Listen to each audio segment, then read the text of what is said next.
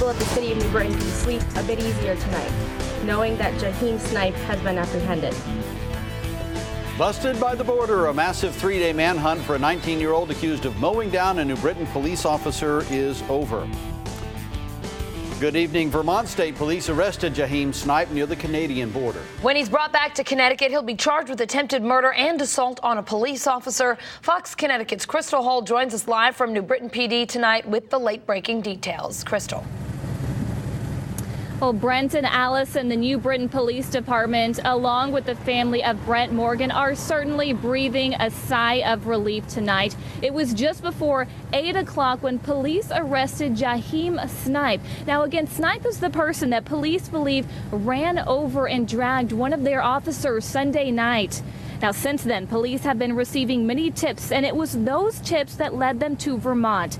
Police Chief James Wardwell says that 4 investigators from the department were sent to Vermont to look for Snipe. They worked with Vermont State Police and were able to track Snipe to an apartment in Barton, Vermont. It's upstate and near the Canadian border, and they arrested him without problem. They also arrested his half-brother, Frankie Gonzalez. Gonzalez is facing charges of hindering prosecution and tampering with evidence. Now, whether or not Snipe was trying to flee the country is unknown, and Officer Morgan's family is aware that Snipe is in custody. And tonight, during the press conference, Chief Wardwell expressed his dismay at the attack on one of his officers. This was a vicious attack, a senseless attack on a fine officer who is recovering, but from some very serious injuries. We wish we weren't here tonight, saying that this whole thing even occurred. Now, again, Jaheim Snipe and his half-brother, Frankie Gonzalez, are in custody in Vermont. The New Britain Police Department is working to try and get them back here to Connecticut. Now, as far as Brent Morgan, the officer's injuries, he is doing much better. Chief Wardwell said that he is off the ventilator and he is speaking. That is all the information that we have for you tonight. Reporting live in New Britain, Crystal Hall, Fox, Connecticut. All right, Crystal, thank you. Now, Officer Morgan remains in the ICU tonight. A fund has been set up to help his family pay for medical bills. You can donate at any TD Bank branch to the Brett Morgan Benefit Fund, or you can send a check to the New Britain Police Department and make it payable to the Brett Morgan Benefit Fund. A Hartford man with a long rap sheet is behind bars tonight, accused of trying to run down a Hartford police officer who ended up opening fire on him.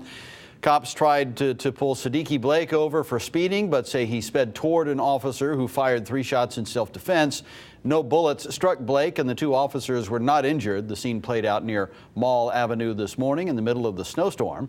Hartford police say they've arrested Blake 21 times before and that he was awaiting trial for an armed robbery. State police in their response to a home invasion in Windham under scrutiny tonight after 2 children home alone called 911 for help. 911 transcripts and radio calls will be reviewed as part of an internal investigation. Fox Connecticut's Lori Perez spoke to the children's father, who is demanding answers.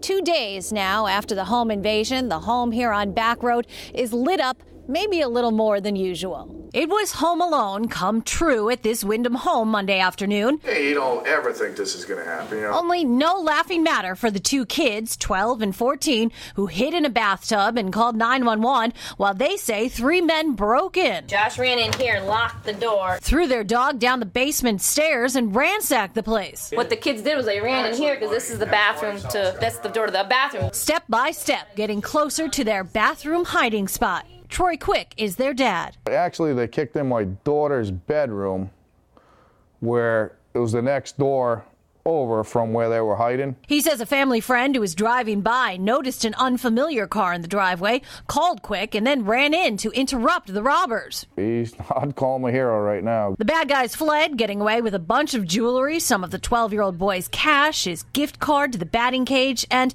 more importantly, their peace of mind. Kids are doing good.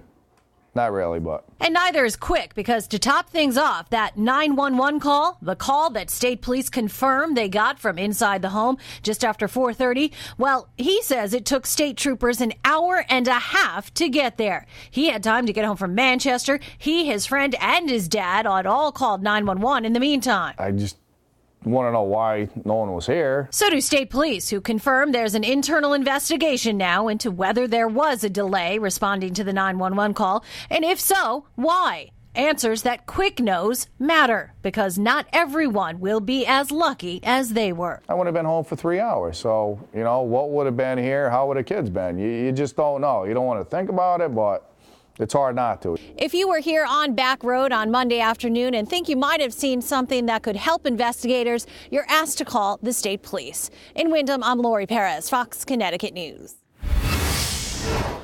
No word tonight on the condition of a man rescued from this blaze in Shelton. Firefighters say the victim was unconscious and his clothes were burned when they pulled him from the two-story house on Howe Avenue just after 5.